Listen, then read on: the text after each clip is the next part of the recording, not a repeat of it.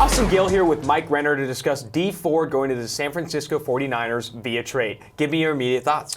Yeah, I'm never a big fan of trading a pick for a guy to then have to sign that guy to an extension. He has to be a special talent for me to be willing to do that, because you look at the contract Dee Ford got, very similar to the one that Trey Flowers got. Well, why don't you just sign Trey Flowers and then you don't have to give up that pick? To me, that is just bad business. We've seen the Seahawks do that in the past, and that led to some of their decline. I just don't like that from a business perspective, but we know that the 49ers really struggled to find edge talent. They tried to get in Solomon Thomas at the top of the first round. Didn't end up working out too well so far. So from that perspective, he is more talented, but they gave up a lot to get him. Consistency and health is a concern, though. As good of a season Dee Ford had, one of the highest graded edge defenders, great in terms of pressures.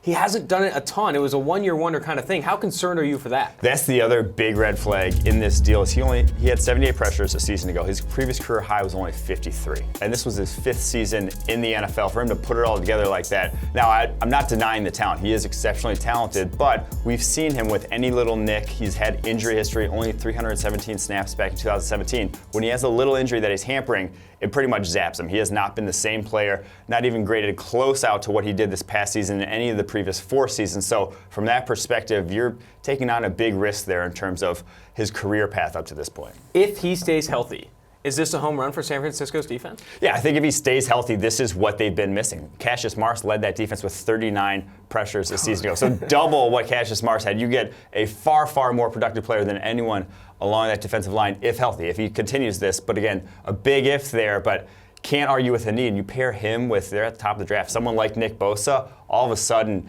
you go from one of the worst pass rushers in the NFL to possibly one of the best. I'm glad you brought up San Francisco's draft strategy. Does this keep them from drafting an edge defender high, or do they want to double down, maybe bring in a guy like Bosa? It could open them up to trading down in the first round, because now you don't have that second round pick, still a roster with a bunch of needs, a bunch of holes. Could end up trading down, getting more picks, getting more talent back on that roster, but definitely does not close the door on Nick Bosa. Edge is still in need, someone to play across from Dee Ford, so I think if he's available, that's probably still going to be the pick. Moving back to Kansas City, this move frees up a lot of cap space to help what is probably a very bad secondary right now. Steven Nelson's gone.